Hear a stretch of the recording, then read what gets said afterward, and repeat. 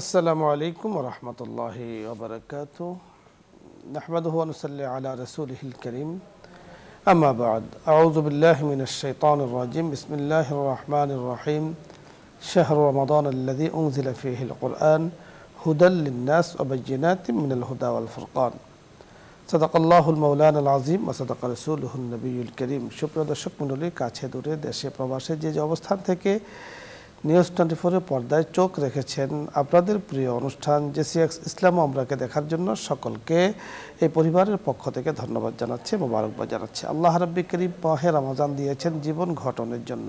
সুন্দর জীবন, সুন্দর চরিত্র ধারণ করাই হলো মাহে রমজানের রোজার মাকসাদ। যেমনটা আল্লাহ তাআলা বলেছেন লাআল্লাকুম তাত্তাকুন, যেন আমরা মুত্তাকি হতে পারি।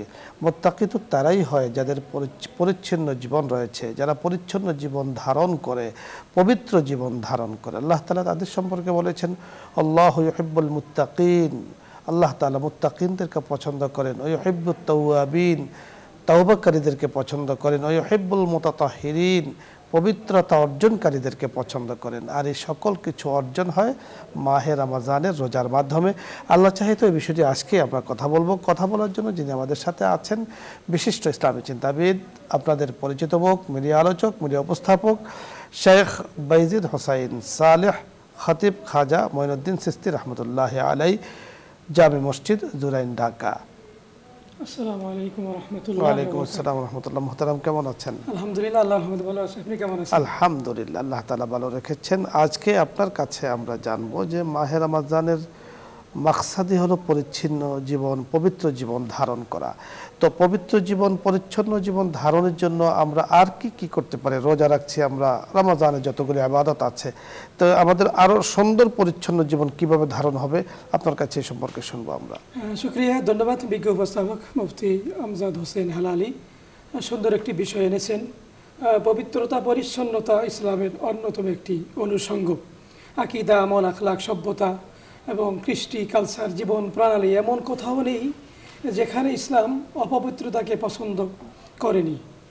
ইসলাম আল্লাহ রাব্বুল আলামিন কোরআনুল কারীমে বলেছেন, সূরা বাকারার 222তম আয়াতে আল্লাহ রাব্বুল আলামিন ইরশাদ করেছেন, আপনি যেটা বলেছেন শুরুতেই, যে আল্লাহ বলেছেন ইন্নাল্লাহা ইউহিব্বুত তাওয়াবিন ওয়া ইউহিব্বুল মুতাতাহহিরিন। দুই ব্যক্তিকে আল্লাহ ভালোবাসেন, একটা পবিত্র আর একটা হলো তাওবাকারী। তো আমরা যেই পরিচ্ছন্নতার বিষয়ে কথা বলবো, পরিচ্ছন্ন আমাদের দেহ, মন, নাক, চোখ, কান, প্রতিটি অঙ্গ প্রত্যঙ্গ থাকার জায়গা, খাওয়ার জায়গা, সব কিছুই পরিচ্ছন্নতার ব্যাপারে আল্লাহ রসুল কিন্তু নির্দেশনা দিয়েছেন। এরপর আল্লাহ রসুল হাদিস শরীফ আরও বলেছেন ইন্নাল্লাহা তাইয়্যিবুন ইউহিব্বুত তাইয়্যিবা, আল্লাহ পবিত্র, পবিত্র ব্যক্তিকে আল্লাহ ভালোবাসেন। নাযীফুন ইউহিব্বুন নাযাফা, আল্লাহ পরিচ্ছন্ন এবং পরিচ্ছন্ন ব্যক্তিকে আল্লাহ পছন্দ করেন। এবং এই যে মাহে রমজান যে আল্লাহ আমাদেরকে দিয়েছেন পরিচ্ছন্ন জীবন গঠনের জন্য, আমরা কি শুধু বাহিরের পরিচ্ছন্নই হব, নাকি আমাদের এখানে বিষয় আছে যে আমার আত্মার পরিচ্ছন্নতা সবচেয়ে বড় বিষয়। আমার বাহিরের পোশাক আশাক আমার সব কিছু সুন্দর, কিন্তু আমার ভিতরটা কালো। এই কালো দিয়ে আল্লাহর কাছে কিন্তু আমি মাপ পাবো না, নাজাত পাবো না। এজন্য মুসলিম শরীফের দীর্ঘ হাদিস রাইসুল মুহাদ্দিসিন হযরত আবু হুরায়রা রাদিয়াল্লাহু তাআলা আনহু তিনি বলেছেন, দীর্ঘ হাদিসের শেষের অংশ, ইন্নাল্লাহা লা ইয়ানজুরু ইলা আজসাদিকুম ওয়া লা ইলা সুওয়ারিকুম ওয়ালাকিন ইয়ানজুরু ইলা কুলুবিকুম ওয়া আমালিকুম। আল্লাহ বান্দার দেহ চান না, স্বাস্থ্য চান না, শরীর দেখতে চান না, আল্লাহ দেখতে চান ওয়ালাকিন ইয়ানজুরু ইলা কুলুবিকুম, আল্লাহ কলব দেখতে চান। কলবটা কার পরিষ্কার, পরিচ্ছন্ন। এই পরিচ্ছন্ন কলব নিয়ে বান্দা যখন আল্লাহকে ডাক দিবেন, আল্লাহ রাব্বুল আলামিন তো আমাদের সাথেই আছেন। ওয়া নাহনু আকরাবু ইলাইহি মিন হাবলিল ওয়ারিদ, আমার সাথেই আল্লাহ আছেন। বান্দা যখন পরিচ্ছন্ন মন নিয়ে আল্লাহকে ডাক দিবেন, আল্লাহ রাব্বুল আলামিন সাথে সাথে সাড়া দিবেন। এজন্য সিয়াম সাধনা তো আমরা করবই। সিয়াম সাধনার পাশাপাশি এই সিয়াম সাধনাকে পরিচ্ছন্ন করার জন্য, মকবুল করার জন্য আল্লাহর কাছে কি করতে হবে? মাল্লাম ইয়াদা কাওলা যুর ওয়াল আমালা বিহি ফালাইসা লিল্লাহি হাজা। রোজা রেখে মিথ্যা কথা বলা যাবে না, মিথ্যা আচরণ করা যাবে না, গীবত করা যাবে না, পরনিন্দা চর্চা করা যাবে না। আল্লাহ রাসূল বলেছেন সিয়ামু জুন্নাহ, রোজা হলো ঢাল স্বরূপ। ঢাল যেমন মানুষকে বিপদ থেকে, আক্রমণ থেকে হেফাজত করে, রোজা যদি আল্লাহর জন্য আমরা রাখি, আনতা আবুদাল্লাহা কাআন্নাকা তারা ফাইন লাম তাকুন তারাহু ফাইন্নাহু ইয়ারা, এমন ভাবে তুমি ইবাদত করো যেন আল্লাহকে তুমি দেখতেছো। যদি আল্লাহকে দেখতে না পাও তাহলে মনে মনে চিন্তা করবে আল্লাহ। আপনি অত্যন্ত চমৎকার বলছিলেন, ধন্যবাদ জনাব বাইজিদ হোসাইন সালেহ। দর্শক মণ্ডলী, আমরা শুনছিলাম মনোমুগ্ধকরভাবে পরিচ্ছন্ন জীবন ধারণে আমাদের করণীয় কি। যেমন আমরা পোশাক, আমাদের জহের বাহ্যিক বিষয়গুলোকে পরিচ্ছন্ন আমরা করতে চাই, এর জন্য আমাদের ফিকির থাকে, ঠিক অন্তরাত্মাকে পরিচ্ছন্ন করার জন্য আরও বেশি ফিকির আমাদের করতে হবে, আরও বেশি চেষ্টা মেহনত করতে হবে। যার অন্তরাত্মা পরিচ্ছন্ন হবে সেখানে কোরআন তেলাওয়াত, সেখানে দ্বীন ও শরীয়ত প্রবেশ করবে ইনশাআল্লাহ। আরও আলোচনা শুনবেন ইনশাআল্লাহ। তবে সময় হয়েছে ছোট্ট একটি বিরতির, আশা করছি সঙ্গেই থাকবেন। আসসালামু আলাইকুম ওয়া রাহমাতুল্লাহি ওয়া বারাকাতুহু। সুপ্রিয় দর্শক মণ্ডলী, আজকে আমরা আলোচনা করছিলাম মাহে রমজান ও পরিচ্ছন্ন জীবন। পরিচ্ছন্ন জীবন ধারণে আমাদের প্রয়োজন তাকওয়া অর্জন, আল্লাহ তাআলার ভয় হৃদয়ের মধ্যে লালন করা। আমাদের শেখ বাইজিদ হুসাইন সালেহ বড় চমৎকার একটি হাদিস কিন্তু আমাদেরকে বলেছেন, আমাদেরকে ইঙ্গিত করেছেন যে একজন মানুষ সারাদিন রোজা রাখে, আল্লাহ তাআলা বলেছেন তার এই রোজার কোনো প্রয়োজন নেই সারাদিন সে না খেয়ে থাকে, না পানি পান না করে থাকে, অভুক্ত থাকে, এটার কোনো প্রয়োজন নাই যদি না সে গীবত, শিকায়েত ইত্যাদিকে তরক করতে না পারে। তার মানে এমন একটি রোজা, এমন একটি রমজান মাস আল্লাহ তাআলা আমাদের কাছে চান যেটা স্বচ্ছ, পরিচ্ছন্ন, পবিত্র, যেখানে কোনো গীবত থাকবে না, শিকায়েত থাকবে না, মিথ্যা থাকবে না, পরনিন্দা থাকবে না, কাউকে কষ্ট দেওয়া থাকবে না, চুরি থাকবে না, ব্যভিচার থাকবে না, ইত্যাদি থাকবে না। স্বচ্ছ একটা রোজা যখন আমার হবে, আমার জীবনটা স্বচ্ছ হয়ে যাবে। আর স্বচ্ছ জীবন আল্লাহ তাআলা তাকেই দান করবেন যিনি মুত্তাকি। শেখের কাছে আমি শুনবো, আমাদের দর্শক মণ্ডলী অপেক্ষা করছেন, তাদের কথাও শুনবো। খুব ছোট্ট করে জানবো যে পরিচ্ছন্ন জীবনের আপনি একটা কথা বলেছেন যে আস-সাওমু জান্নাতুন মা লাম ইয়াখরিকহা, যে রোজা হলো ঢাল, যতক্ষণ পর্যন্ত সেটাকে না ফাটবে বা নষ্ট না করবে। আসলে এই কথাটার ব্যাখ্যা কি? আল্লাহ রাসূল কি বলতে চেয়েছেন, আমাদেরকে কি বোঝাতে চেয়েছেন? হ্যাঁ, শুকরিয়া, জাযাকাল্লাহ। রোজা রাখার কারণে, রোজা যদি সে আল্লাহর জন্য রাখে, রোজা তাকে গুনাহ থেকে ঢালের মতো বাঁচিয়ে রাখবে। আল্লাহ রাসূল রাহমাতুল্লিল আলামিন এই হিসাবে সিয়ামু জুন্নাহ তিনি বলেছেন, অর্থাৎ সে সাহারি খাবে সুবহে সাদেক থেকে সূর্যাস্ত পর্যন্ত, এ রোজার পরিপূর্ণ হক আদায় করে, যে চোখের হেফাজত, হাতের হেফাজত, প্রতিটি অঙ্গ প্রত্যঙ্গের হেফাজত করে যখন সে আল্লাহর জন্য রোজাটা রাখবে, এই রোজাটা তাকে গুনাহ থেকে হেফাজত করবে। তাকওয়ার কথা যে আল্লাহ বলেছেন, ওই খোদা ভীতিটা তার অন্তরে অটোমেটিক জাগ্রত হয়ে যাবে এবং সেই রমজানকে কেন্দ্র করে বাকি জীবনটা সুন্দরভাবে গঠন করার জন্য সে একটা প্রেরণা, উৎসাহ এখান থেকে পাবে। এই জন্য আল্লাহ রাসূল বলেছেন সিয়ামু জুন্নাহ। স্বাভাবিকভাবেই রমজান আসলে আমরা দেখি মানুষ অন্য মাসের চেয়ে একটু বাকি কথাও শুনবো ইনশাআল্লাহ। আমরা দর্শকের কাছে যাব। জি, আসসালামু আলাইকুম ওয়া রাহমাতুল্লাহ। দর্শক পরিচয় বলে প্রশ্ন করুন। হ্যালো, আসসালামু আলাইকুম। ওয়া আলাইকুম আসসালাম ওয়া রাহমাতুল্লাহ। হুজুর, আমার একটা প্রশ্ন ছিল। বলুন। হুজুর, আমার একটু ছোট শেষ বেলে যায়, বাচ্চাটা একটু দুধ পাচ্ছে না, আর কি কোনো সমস্যা হবে? আমার জন্য একটু দোয়া করে দিন। আরেকবার বলুন। বুঝতে পেরেছি। আমার বাচ্চাটা একটু ছোট। জি, ধন্যবাদ। আমরা কথা বলছি, আপনি শুনতে থাকুন। আপনার বাচ্চা দুধ পাচ্ছে না, এজন্য আপনি যতটুকু সম্ভব ভালো খাবার খাবেন, নিজে পানি বেশি পান করবেন, ডাক্তারের নিয়ম অনুযায়ী চলবেন এবং আল্লাহর কাছে দোয়া করেন, কারণ এই দুধটা বা মায়ের দুধটা সন্তানের জন্য কিন্তু শেফা এবং তার শরীরের গঠনের জন্য, ব্রেন শক্তি বৃদ্ধির জন্য বড় সহায়ক। এই জন্য আপনি আল্লাহর কাছে বলেন এবং ভালো ভালো খাবার খাওয়ার চেষ্টা করেন। সাইগুন লিশরাব, আপনার সন্তানের জন্য আল্লাহ তাআলা সহজ করে দেন। আল্লাহ রাব্বুল কারীমের কাছে আমরা দোয়া করছি। তবে যে আমাদের শাইখ যে বিষয়টি বলেছেন যে আপনাকে চেষ্টা করতে হবে, অর্থাৎ বাহ্যিক যে উপকরণগুলো সেগুলো আপনাকে গ্রহণ করতে হবে। পুষ্টিকর খাবার যেগুলো আছে, পরিচ্ছন্ন জীবন, তারপর পরিচ্ছন্ন পরিবেশে থাকাও কিন্তু আপনার জন্য জরুরি। পরের দর্শক, আসসালামু আলাইকুম ওয়া রাহমাতুল্লাহ।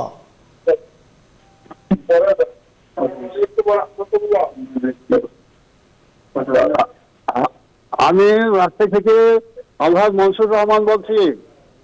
আমার একটা সমস্যা হয়েছে, আমার স্ত্রী বিয়োগ হয়েছে 10 বছর আগে। তো সে এক ভরির মতো সোনা আমার কাছে হয়ে গেছে তার ছোট ছেলের বিয়ে, বৌমাকে দেওয়ার জন্য, কিন্তু ছোট ছেলে বিয়ে করছে না। এটার মধ্যে এখন ইয়ে হবে, টাকা হবে। ধন্যবাদ আপনাকে। আপনি শুনতে থাকুন, আমরা কথা বলছি। যতটুকু বোঝা গিয়েছে যে স্বর্ণের কথা, স্বর্ণের যাকাত নিয়ে হয়তো আলোচনা উনি শুনতে চেয়েছেন। দেখুন, আপনার কথাটি আমরা যতটুকু বুঝতে পেরেছি ততটুকু আলোচনা করব, হতে পারে আপনার সাথে নাও মিলতে পারে। আমরা মোট কথাটি আপনাকে বলে দেব যে স্বর্ণের জাকাত আসলে কখন দিতে হয়, কিভাবে দিতে হয়। স্বর্ণের জাকাত তো আপনার 7.5 ভরি স্বর্ণ তার কাছে 1 বছর থাকতে হবে। উনি যেটা বলছেন 1 ভরি বা 1 ভরি বা 2 ভরি, এই ভরি থাকলে তো তার জাকাত খরচ হবে না। সেই ক্ষেত্রে রূপার 52.5 তোলা রূপা যদি থাকে সেই হিসাব করবে। দেখুন 1 ভরি 2 ভরি বা 6 ভরি পর্যন্ত শুধু স্বর্ণ যদি আপনার কাছে থাকে তো আপনার উপরে স্বর্ণের নেসাব হিসাবে জাকাত আসবে না। বাট কিতাবের মধ্যে মুফতিয়ানে কেরাম যে কথাটি বলেছেন যে আনফা আলিল ফকারা, যে তুমি জাকাত দেওয়ার ক্ষেত্রে ফকির মিসকিনদের দিকে লক্ষ্য করো, তারা যেন বেশি পায়। সেই হিসাবে রূপার নেসাব যদি আপনি ধরেন তাহলে আপনার কাছে আমাদের ঢাকা শহরের হিসাবে 94,000 বা 95,000 টাকা যদি হয়ে যায় তাহলে কিন্তু আপনার উপরে জাকাত ওয়াজিব। সেই হিসাবে বর্তমানে স্বর্ণের যে দাম বিক্রি করতে গেলে দেখা যায় 22 ক্যারেট 1,22,000, তারপরে 20-18 ক্যারেট, এইভাবে কিন্তু দামটা নেমে হয়। হ্যাঁ, এটা হলো বিক্রি করতে গেলে, এটা হলো কিনতে গেলে তো প্রায় 1.5 লাখ, আর বিক্রি করতে গেলে সাধারণত মুফতিয়ানে কেরাম বিক্রির মূল্যটা ধরে। আপনি যখন স্বর্ণটাকে বিক্রি করবেন তো বিক্রি করতে গেলে তাই কত পাবেন আপনি, ঠিক ওইটার হিসাবে কিন্তু জাকাত আসবে। তো এই হিসাবে আপনার কাছে ধরুন 1 ভরি স্বর্ণ আছে, তার মানে 1,22,000 টাকা আছে, এই হিসাব করে আপনি জাকাত দিয়ে দিবেন যদি আপনি রূপার নেশাব হিসাবে দিতে চান। আর যদি আপনি বলুন যে না আপনার কাছে এখন টাকা পয়সা নেই, শুধু স্বর্ণ একটু আছে, তাহলে কিন্তু স্বর্ণের নেশা হিসাবে জাকাত আপনার উপরে ওয়াজিব হয় না। পরের দর্শক জি, আসসালামু আলাইকুম ওয়া রাহমাতুল্লাহ। ওয়ালাইকুম আসসালাম। হ্যাঁ, আমি জামালপুর থেকে বলছিলাম। জি বলুন। জি, আমার হচ্ছে মানে 3টা প্রশ্ন আছে। 3টা প্রশ্ন হলো, আমার মানে কিছুদিন আগে 3টা বিড়াল মারা গেছে। হ্যাঁ, তো আমি বিড়াল সম্পর্কে একটু জানতে চাচ্ছিলাম, তারা মারা গেলে তাদের রূহটা কোথায় যায়, আর তাদেরও কি কোনো হিসাব নিকাশ হয় কিনা। আর আমার দ্বিতীয় প্রশ্ন হচ্ছে, আমার মামা একটা হিন্দু মেয়েকে বিয়ে করছে, বিয়ে করার পরে ঢাকায় চলে গেছে একদম, আমার নানীদের সাথে কোনো যোগাযোগ রাখে না। তো এখন যদি আমার মা বা হচ্ছে আমার নানী যদি তার সাথে কোনো কথা বলে, এটাতে কোনো গুনাহ হবে কিনা। আর হচ্ছে আমার ভাই তো মানে নেশার পথে চলে গেছে, একটু দোয়া করবেন যেন ঠিক হয়ে যায়। জি ধন্যবাদ, আমরা দোয়া করছি আপনার ভাইয়ের জন্য, আল্লাহ তাআলা যেন তাকে ঠিক করে দেন। প্রথম যে প্রশ্নটি শায়েখ করেছেন যে বিড়াল মারা গিয়েছে, তো রূহ কোথায় যায় বিড়ালের? সুন্দর প্রশ্ন করেছেন। বিড়াল তো আল্লাহ রসুল বিড়াল পুষতেন এবং বিড়াল এটা বরকতের কারণ হয়। তো বিড়াল এটা মারা গেলে বিড়াল আমাদের মতো তাদের হিসাব দিতে হবে না, আমার হিসাব দিতে হবে মানুষ এবং জিন জাতি তাদেরকে। আর আরেকটা বিষয় উনি যেটা বলেছেন 3 নম্বর যে প্রশ্নটা, দ্বিতীয়টা আমি ভালো বুঝি না। 3 নম্বর প্রশ্নটা, ভাই নেশাগ্রস্ত হয়ে গেছে, ভাইকে বুঝিয়ে সুজিয়ে ভালো পথে রাখুন এবং ভাইয়ের জন্য আল্লাহর কাছে দোয়া করুন, এটাই আপনার দায়িত্ব কর্তব্য। ওনার মামা হিন্দু মেয়েকে বিবাহ করেছে, ঢাকাতে চলে এসেছে, এখন মামার সাথে যদি ওনার পরিবারে কেউ কথা বলে তাহলে গুনাহ হবে কিনা? কথা আত্মীয়তার সম্পর্ক রক্ষা করা যাবে, অসুবিধা হবে না। আপনার মামা যে অন্য ধর্মের মেয়েকে বিবাহ করেছেন, মুসলিম অমুসলিমকে বিবাহ করেছেন, শরীয়তের দৃষ্টিতে এই বিবাহটা কিন্তু ইসলামী রীতি অনুযায়ী হয়নি, এটা বিবাহের মধ্যে পড়ে না, ইসলামী রীতি অনুযায়ী হয়নি। তো সেই ক্ষেত্রে উনি কাজটা নিঃসন্দেহে অনেক বড় খারাপ কাজ করেছেন। আর উনি এখন আপনার নানু মামার সাথে কথা বলতে নিষেধ নেই, কাফের মুশরিকদের সাথে কথা বলতে নিষেধ করা হয়নি, বাট তাদেরকে বন্ধু বানাতে নিষেধ করা হয়েছে, অন্তরের অন্তঃস্থল থেকে সম্পর্ক করতে কিন্তু নিষেধ করা হয়েছে। তো আল্লাহ রাব্বুল কারীম বুঝার তৌফিক দান করুন। শেখ ধন্যবাদ আপনাকে, বড় চমৎকার সুন্দর আলোচনা আজকে আমাদের অনুষ্ঠানে আপনি উপহার দিয়েছেন, ধন্যবাদ। জাযাকাল্লাহ। দর্শক মণ্ডলী, অনুষ্ঠানের শেষ পর্যায়ে আমরা চলে এসেছি। আল্লাহ রাব্বুল কারীমের কাছে আমরা দোয়া করছি, বড় চমৎকার সুন্দর কথা বলেছেন আমাদের শেখ বাইজিদ মোহাম্মদ হোসেন সালেহ, আল্লাহ তাআলার কাছে ওনার জন্য দোয়া করছি, আপনাদের জন্য দোয়া করছি, আল্লাহ তাআলা যেন আপনাদেরকে চমৎকার এই সুন্দর অনুষ্ঠানে যুক্ত থাকার তৌফিক দান করেন। আজকে আর নয়, ইনশাআল্লাহ আগামী দিন দেখা হচ্ছে। এই আশাবাদ ব্যক্ত করে আজকের মতো বিদায় নিচ্ছি। আসসালামু আলাইকুম ওয়া রাহমাতুল্লাহি ওয়া বারাকাতুহু। দোয়া হবে, আপনারা দোয়ায় শরীক হতে পারেন। দুরূদ শরীফ পড়ে। اللهم صل على سيدنا ونبينا وشفيعنا وحبيبنا مولانا محمد صلى الله عليه وعلى آله وأصحابه وبارك وسلم. أستغفر الله أستغفر الله أستغفر الله. الحمد لله رب العالمين والصلاة والسلام على أشرف الأنبياء والمرسلين وخاتم النبيين وعلى آله وأصحابه أجمعين اللهم آمين ربنا ظلمنا أنفسنا وإن لم تغفر لنا وترحمنا لنكونن من الخاسرين اللهم آمين يا كريم يا رحيم মাহ রমজানে মাওলাই করিম রোজা রেখে ইফতারের পূর্ব মুহূর্তে আপনার শাহী দরবারে হাত তুলেছি ওগো করিম ওগো রহিম মেহেরবানি করে আমাদের জিন্দেগির গুনাহগুলো মাফ করে দেন আল্লাহুম্মা আমিন ইয়া করিম বিশেষ এই সময়ে যাদের কথা বারবার মনে হয় আল্লাহ আমাদের যাদের মা বাবা মাওলাই করিম দুনিয়ার মায়া ত্যাগ করে কবরে চলে গিয়েছেন বসুন্ধরা মাওলাই করিম সম্মানিত চেয়ারম্যান সাহেবের আব্বা আম্মা সহ আত্মীয় স্বজন যারা কবরবাসী হয়েছেন মাওলাই করিম মুসলিম জাহানের উম্মতে মুসলিমা যারা কবরবাসী হয়েছেন যাদের মা বাবা কবরবাসী হয়েছেন ইয়া করিম সকলকে আপনি মাফ করে দেন আল্লাহুম্মা আমিন ইয়া আল্লাহ তাদের সকলের জন্য ক্ষমার ফয়সালা করে দেন আল্লাহুম্মা আমিন জাহান্নাম থেকে মুক্তির ফয়সালা করে দেন আল্লাহুম্মা ইয়া করিম মেহেরবানি করে আমাদের দেশের জন্য খায়র কল্যাণের ফয়সালা করে দেন আল্লাহুম্মা আমিন দিন দিন উন্নতি অগ্রগতি সমৃদ্ধি আপনি দান করেন আল্লাহুম্মা আমিন আপনার হাবিবের উসিলায় আমাদের দোয়াকে কবুল করে নেন আল্লাহুম্মা আমিন বিহুরমাতি সাইয়্যিদুল মুরসালিন আলহামদুলিল্লাহি রাব্বিল আলামিন